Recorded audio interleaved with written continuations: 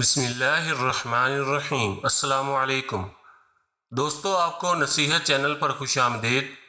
دوستو، آج کی اس ویڈیو میں آپ کو حضرت ابراہیم علیہ السلام کے بتوں کو توڑنے اور آپ کو آگ میں ڈالے جانے کا بیان ہے۔ ہم آپ کو وہ دعا بھی بتائیں گے جس کو ابراہیم علیہ السلام نے آگ میں پھینکے جانے کے وقت پڑھا تھا۔ دوستو، ویڈیو شروع کرنے سے پہلے آپ سے گزارش ہے کہ ایک مرتبہ درود پاک پڑھ لیں، اور اگر آپ نے ابھی تک ہمارے چینل نصیحت کو سبسکرائب نہیں کیا تو اسلامی ویڈیوز دیکھنے کے لیے ہمارے چینل کو سبسکرائب کر لیں۔ جزاک اللہ۔ حضرت ابراہیم علیہ السلام نے بت پرستی کے معاملہ میں پہلے تو اپنی قوم سے مناظرہ کر کے حق کو ظاہر کر دیا، مگر لوگوں نے حق کو قبول نہ کیا، بلکہ یہ کہا کہ کل ہماری عید کا دن ہے اور ہمارا ایک بہت بڑا میلہ لگے گا، وہاں آپ چل کر دیکھیں کہ ہمارے دین میں کیا لطف اور کیسی بہار ہے۔ اس قوم کا یہ دستور تھا کہ سالانہ ان لوگوں کا ایک میلہ لگتا تھا۔ لوگ ایک جنگل میں جمع ہوتے اور دن بھر لہو و لعب میں مشغول رہ کر شام کو بت خانہ میں جا کر بتوں کی پوجا کرتے اور بتوں کے چڑھاوے، مٹھائیوں اور کھانوں کو پرشاد کے طور پر کھاتے۔ حضرت ابراہیم علیہ السلام قوم کی دعوت پر تھوڑی دیر تو میلہ کی طرف چلے، لیکن پھر اپنی بیماری کا عذر کر کے واپس چلے آئے اور قوم کے لوگ میلہ میں چلے گئے۔ پھر جو میلہ میں نہیں گئے، آپ نے ان لوگوں سے صاف صاف کہہ دیا۔ ترجمہ: اور مجھے اللہ کی قسم ہے، تم پیٹھ پھیر کر جاؤ گے تو اس کے بعد میں تمہارے بتوں کی بری حالت کر دوں گا۔ چنانچہ اس کے بعد آپ ایک کلہاڑی لے کر بت خانہ میں تشریف لے گئے اور دیکھا کہ اس میں چھوٹے بڑے بہت سے بت ہیں اور دروازہ کے سامنے ایک بہت بڑا بت ہے۔ ان چھوٹے معبودوں کو دیکھ کر توحید الہی کے جذبہ سے آپ جلال میں آ گئے اور کلہاڑی سے مار مار کر بتوں کو چکنا چور کر ڈالا اور سب سے بڑے بت کو چھوڑ دیا اور کلہاڑی اس کے کاندھے پر رکھ کر آپ بت خانہ سے باہر چلے آئے۔ قوم کے لوگ جب آپ میلہ سے واپس آ کر بت پوجنے اور پرشاد کھانے کے لیے بت خانہ میں گھسے تو یہ دیکھ کر حیران رہ گئے کہ ان کے دیوتا ٹوٹے پھوٹے پڑے ہیں۔ ایک دم سب بکھلا گئے اور شور مچا کر کے چلانے لگے اور کہنے لگے۔ ترجمہ: کس نے ہمارے خداؤں کے ساتھ یہ کام کیا ہے؟ بے شک وہ یقیناً ظالم ہے۔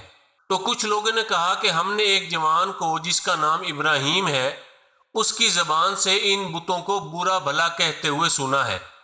قوم نے کہا کہ اس جوان کو لوگوں کے سامنے لاؤ، شاید لوگ گواہی دیں کہ اس نے بتوں کو توڑا ہے۔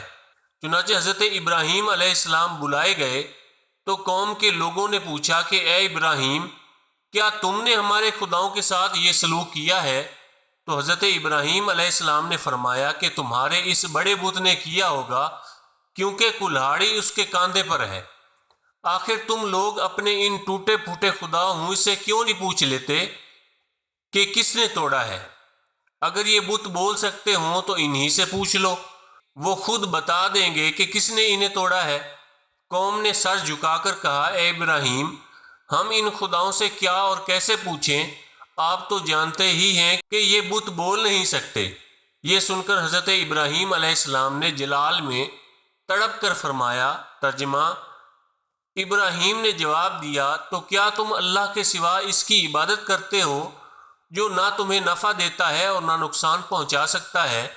تم پر اور اللہ کے سوا جن کی تم عبادت کرتے ہو ان پر افسوس ہے، تو کیا تمہیں عقل نہیں؟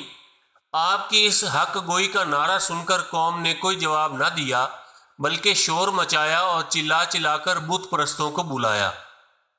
ترجمہ: بولے ان کو جلا دو اور اپنے خداؤں کی مدد کرو اگر تم کچھ کرنے والے ہو۔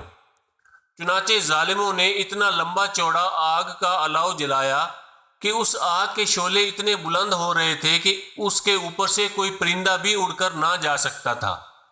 پھر آپ کو ننگے بدن کر کے ان ظلم و ستم کے مجسموں نے ایک گوپھن کے ذریعے اس آگ میں پھینک دیا اور اپنے اس خیال میں مگن تھے کہ حضرت ابراہیم علیہ السلام جل کر راکھ ہو جائیں گے، مگر احکم الحاکمین کا فرمان اس آگ کے لیے یہ صادر ہوا۔ ترجمہ: ہم نے فرمایا، اے آگ، ابراہیم پر ٹھنڈی اور سلامتی والی ہو جا۔ چنانچہ یہ نتیجہ ہوا جس کو قرآن نے اپنے قاہرانہ لہجے میں ارشاد فرمایا ہے۔ ترجمہ: اور انہوں نے ابراہیم کے ساتھ برا سلوک کرنا چاہا تو ہم نے انہیں سب سے زیادہ نقصان اٹھانے والا بنا دیا۔ ارشاد فرمایا کہ انہوں نے حضرت ابراہیم علیہ السلام کے ساتھ برا سلوک کرنا چاہا تو ہم نے انہیں سب سے زیادہ نقصان اٹھانے والے بنا دیا کہ ان کی مراد پوری نہ ہوئی اور کوشش ناکام رہی، اور اللہ تعالیٰ نے اس قوم پر مچھر بھیجے جو ان کے گوشت کھا گئے اور خون پی گئے، اور ایک مچھر نمرود کے دماغ میں گھس گیا اور اس کی ہلاکت کا سبب ہوا۔ روایت ہے کہ جب نمرود نے اپنی ساری قوم کے روبرو حضرت ابراہیم علیہ السلام کو آگ میں پھینک دیا تو زمین و آسمان کی تمام مخلوقات چیخ چیخ کر بارگاہ خداوندی میں عرض کرنے لگیں کہ خداوند، تیرے خلیل آگ میں ڈالے جا رہے ہیں اور ان کے سوا زمین میں کوئی اور انسان تیری توحید کا علمبردار اور تیرا پرستار نہیں، لہٰذا تو ہمیں اجازت دے کہ ہم ان کی امداد اور نصرت کریں۔ تو اللہ تعالیٰ نے فرمایا کہ ابراہیم میرے خلیل ہیں اور میں ان کا معبود ہوں، تو اگر حضرت ابراہیم تم سب سے فریاد کر کے مدد طلب کریں تو میری اجازت ہے کہ سب ان کی مدد کرو، اور اگر وہ میرے سوا کسی اور سے کوئی مدد طلب نہ کریں تو تم سب سن لو کہ میں ان کا دوست اور حامی و مددگار ہوں، لہٰذا تم اب ان کا معاملہ میرے اوپر چھوڑ دو۔ اور اس کے بعد آپ کے پاس پانی کا فرشتہ آیا اور کہا کہ اگر آپ فرمائیں تو میں پانی برسا کر اس آگ کو بجھا دوں۔ پھر ہوا کا فرشتہ حاضر ہوا اور اس نے کہا کہ اگر آپ کا حکم ہو تو میں زبردست آندھی چلا کر اس آگ کو اڑا دوں۔ تو آپ نے ان دونوں فرشتوں سے فرمایا کہ مجھے تم لوگوں کی کوئی ضرورت نہیں، مجھ کو میرا اللہ کافی ہے، اور وہی میرا بہترین کارساز ہے، وہی جب چاہے گا اور جس طرح اس کی مرضی ہوگی میری مدد فرمائے گا۔ ایک روایت میں یہ بھی آیا ہے کہ جب کافروں نے آپ کو آگ میں ڈالا تو آپ نے اس وقت یہ دعا پڑھی: لا الہ الا انت سبحانک لک الحمد ولک الملک لا شریک لک۔ اور جب آپ آگ کے شعلوں میں داخل ہو گئے تو حضرت جبرائیل علیہ السلام تشریف لائے اور کہا کہ اے خلیل اللہ، کیا آپ کو کوئی حاجت ہے؟ تو آپ نے فرمایا کہ تم سے کوئی حاجت نہیں۔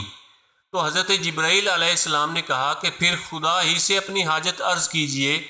تو آپ نے جواب دیا کہ وہ میرے حال کو خوب جانتا ہے، لہٰذا مجھے اس سے سوال کرنے کی کوئی ضرورت ہی نہیں ہے۔ اس وقت حضرت ابراہیم علیہ السلام کی عمر شریف 16 یا 20 برس کی تھی۔